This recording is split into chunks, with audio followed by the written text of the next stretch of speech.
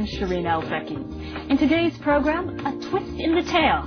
We investigate how Sri Lanka's Tamil Tigers are taking their battle to Britain. Sri Lanka is a bruised and battered country, blasted by the 2004 tsunami and torn apart by almost 25 years of civil war between the country's Sinhalese majority and its Tamil minority. The main rebel group, the Liberation Tigers of Tamil Eelam, or Tamil Tigers as they're better known, wants independence for the country's Tamil regions. Now, the civil war in Sri Lanka has already cost more than 60,000 lives. A 2002 ceasefire agreement between the government and the Tamil Tigers has essentially collapsed. Over the past year, the war has taken a new and deadly turn. The government has made significant gains in Tiger-held territory, and now the rebels are fighting back. Their efforts are funded in part by the thousands of Sri Lankans who have fled the country. But some of these donations are far from voluntary. The Tigers are increasingly accused of using threats to extort money abroad to pay for their violent insurgency at home. People in Power's Juliana Rufus investigates the Tamil Tigers' financial front line in Britain.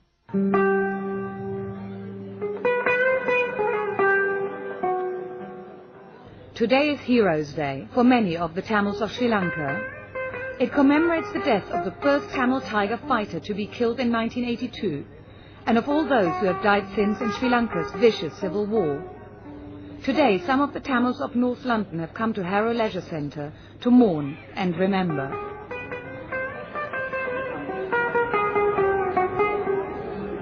Who are you supporting?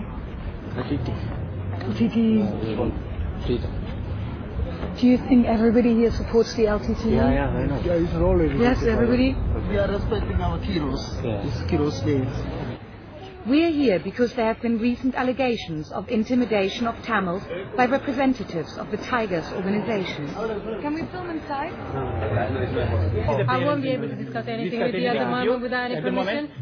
Parts of the UK's 150,000 strong Tamil community appear increasingly wary towards non-Tamil media. In 2001, the British government labelled the Tamil Tigers, officially known as the Liberation Tigers of Tamil Eelam, or LTTE, as a terrorist group and banned them.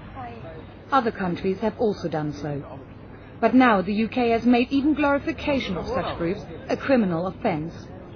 Everyone here could be breaking the law. Well, I think it's very unfair. I think as long as none of the rules of the land is not broken, people should have the freedom to express their views and speak openly. Where is our freedom of speech? Go on. Because of the ban, this year the organisers of Heroes' Day, the British Tamil Association, have had problems getting access to the largest London venues they used in the past. The BTA organisers deny any connection to the Tigers, but inside a speech by the LTTE leader, Vilupillai Prabhakaran, will be broadcast live. I love my leader. I don't care for money. That's only my love with my leader. That's it. And how much do you give every month? Something like that. For the last year, there's been a fundraising drive by the LTTE for what's being called the final war with Sri Lanka. A recent Human Rights Watch report alleges various degrees of intimidation of British Tamils to make them donate to that cause. The war in Sri Lanka was started by discrimination from the majority Buddhist government towards the Hindu Tamil minority after independence from Britain in 1948.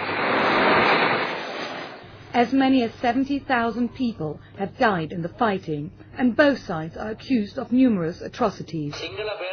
Today, in his Heroes' Day broadcast from Tiger-governed northern Sri Lanka, the leader Prabhakaran blames the Sri Lankan government for the failure of peace talks and finally declares them over. The war is set to escalate. Of all the people we spoke to who said they'd been intimidated by LTTE fundraisers, most were too scared to go on record. This shopkeeper was the only one who agreed to appear on camera. The day they came to your shop, what happened? What did they ask you for? What took place? Yeah, you come on the shop, you read one of the file you hand. You come ask, our collector, our come from LTTE.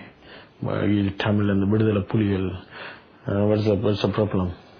Now I want the money. Every shop people give the money. You give you any one penny. You give the £50,000. I said no. He said, you remortgage your house, you give the money back. I said, no. And they threatened you? Yeah, he phoned 3-4 times. I want to kill you. Such threats to Tamils abroad or their more vulnerable relatives in Sri Lanka seem to have created a culture of fear amongst dissenters to the LTTE. This man has had repeated visits from fundraisers. He was afraid to show even the colour of his wallpaper in case he could be identified. They said, we are from the LTTE, you have to give us money. I was very scared to talk to them. They said this is the final war. They have to buy anti-aircraft missiles. Many people won't speak out because they don't know to what extent the British police will take action. The LTTE will take revenge either in Sri Lanka or here. There is even a possibility of being murdered because they have committed murders in Europe. Despite the intimidation, one effect of the UK government ban seems to have been to encourage dissenters to come forward. Diaspora is the big bang for the LTTE. The recent fundraising drive started in November 2005. It was the biggest fundraising drive. The agenda, of course, final war, fundraising for the final war. And the money extracted from people, I know people who have given £2,000, I know people who have given £100,000. Rajasingham Jayadevan is an accountant and a former member of the LTTE. He used to raise funds for them through contributions made to the Hindu temple he manages in Wembley in northwest London. He was also a director for the Tamil Housing Association. When the UK ban was passed, he took decisions which set him on a collision course with the Tiger leadership.